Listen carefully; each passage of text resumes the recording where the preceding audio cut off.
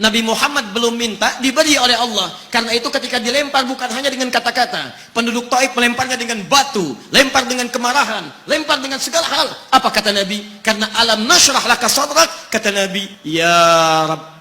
Ketika dua malaikat penjaga bukit mengatakan, angkat tanganmu Muhammad, mud yadaika ilas saban, angkat tanganmu ke langit dan mohonkan kepada Allah supaya kami angkat gunung Taif untuk menghimpit mereka yang tidak punya sopan santun itu. Murka malaikat. Bagaimana Rasulnya dilempar dengan batu, berdarah menetes, bentengnya Zaid bin Thabit luar biasa, tidak mampu menghalanginya. Apa yang terjadi? Nabi, alam nashrah laka sadrak. Kalimat mulia mengalir di lisannya. La, mohon jangan lakukan itu. Fa innahum qaumun la ya'lamun. Mereka hanya belum mengetahui saja. Saya bermohon kepada Allah, kelak di bumi Taif ini akan nampak laki-laki, perempuan, besar, kecil, tua, muda yang akan mengatakan beriman kepada Allah dan Rasulnya. Lalu lantas beliau berkata kepada Allah dengan kalimat yang mengalir syahdu, dengan darah yang masih mengucur, dengan kalimat yang berbelas kepada Allah, Ilahi, ila man takiluni, am ila ba'idin yu'limuni, a ila qaribin yu'zini, fa ana radin ya Rab, ma lam taghdab alayya, la hawla wa la quwwata illa billah. Ilahi, duhai Allah, ila man takiluni, setelah dari sini yang saya dilempari, saya dihujat, kemana lagi engkau akan antarkan saya? A'ila qaribin yu'zini, apakah ke tempat yang dekat dari sini dan saya akan disakiti lagi? Am ila ba'idin yu'limuni, atau tempatnya masih jauh yang harus saya tempuh, tapi di tempat itu saya akan dihinakan lagi.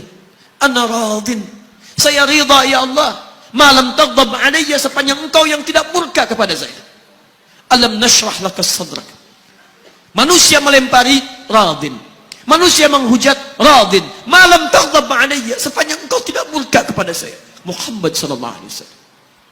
Musa berkata, wa yassir li amri, ringankan urusanku. Muhammad sallallahu alaihi wasallam dengan segala kemuliaannya turun ayat, wa nuyassiruka lil yusra. Wa nuyassiruka lil yusra. Karena itu Nabi Rasul dulu mukjizat tampak di depan mata. Ada yang menghidupkan orang mati dengan menyebut kalimat Allah biiznillah, biiznillah. Sampai maaf teman-teman sekalian, mukjizatnya ada, Rasulnya ada, di hadapannya Allah mau dicari dan dibunuh juga. Muhammad sallallahu alaihi wasallam, wa nuyassiruka lil yusra. Tidak banyak mukjizat seperti nabi-nabi dahulu, dengan turunnya satu mukjizat beriman kepada beliau sallallahu alaihi wasallam, bahkan nyaris orang-orang yang tidak pernah melihatnya. Lihat umat masa lalu.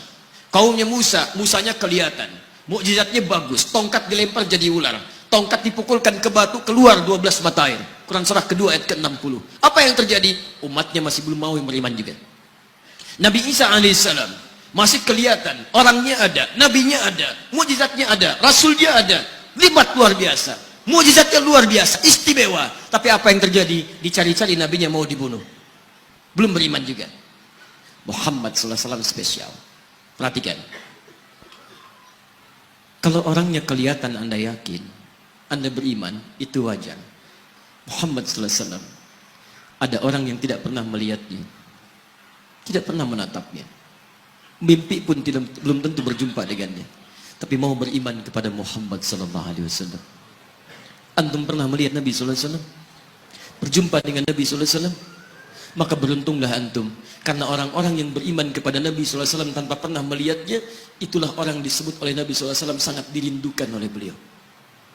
Satu kali beliau duduk dengan para sahabatnya mengatakan, ana mushtaqun bi ikhwani, saya sekarang sedang merindukan saudara-saudara saya. Kata sahabatnya, alasna ikhwanak ya Rasulullah, bukankah kami saudara-saudaramu? Kata Nabi, bal antum ashabi, kalian itu bukan saudara-saudaraku, kalian sahabat-sahabatku.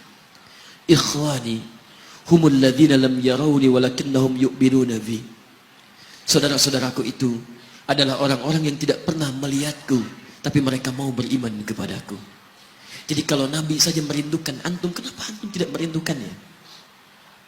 Kalau Nabi menantikan kita di surga, kenapa kita tidak menjemput penantian itu?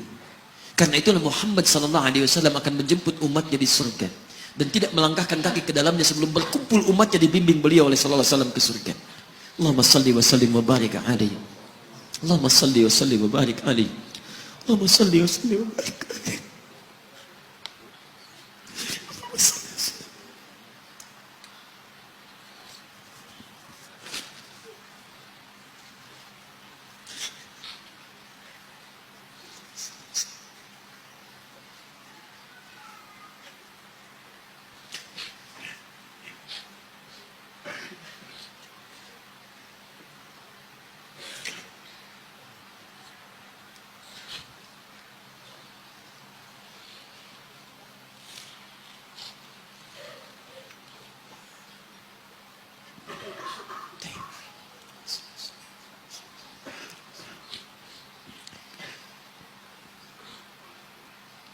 Maka diturunkanlah kemudian hudan yang terakhir.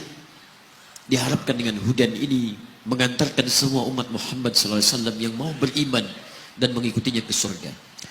Karena Rasulnya spesial, umatnya spesial, maka diturunkan di waktu yang spesial dengan petunjuk yang spesial. Quran surah kedua ayat 185. Syahrul Ramadan alladzi unzila fihi al-Quran. Di bulan Ramadan, turunnya bulan Ramadan, bulan spesial. Unzila fihi al-Quran, diturunkan Al-Quran. Apa fungsi Al-Quran itu? Ternyata bukan bacaan biasa. Bukan koleksi yang Anda simpan di pinggir-pinggir masjid atau terletak di atas-atas dipan di rumah Anda. Maaf, hudan. Lihat ayatnya. Syahrul Ramadan alladzi unzila fihi al-Quran hudan. Hudan. Petunjuk kita. Sumber kebahagiaan kita. Sumber ketenangan kita. Sumber capaian terbaik alam kubur kita. Dan petunjuk yang akan mengantarkan kita ke surga. Dan hebatnya, kalau yang umat-umat dulu, itu terbatas sifatnya. Tidak pernah disebutkan linnas. Suhuf. Suhuf Ibrahim wa Musa. Daud untuk kaumnya. Musa untuk kaumnya. Isa untuk kaumnya. Tapi Muhammad SAW, hudannya linnas untuk semua manusia. Jadi tawaran Quran, Allah menginginkan semua manusia yang kembali ke surga. Cuman kadang-kadang sayang, maaf teman-teman sekalian, saya tegaskan kepada Anda, ayat ini tegas memberikan isyarat bahwa hidayah Allah ingin diberikan pada semua manusia. Jadi kalau kita lihat keterangan Al-Quran, seharusnya tidak ada satupun manusia yang tidak dapat hidayah. Semua dapat. Cuman masalahnya, ada orang yang diberikan tapi dia tidak mau mengambilnya. Ini masalahnya. Hidayah itu bukan persoalan mendapatkan atau tidak. Persoalannya ketika Allah beri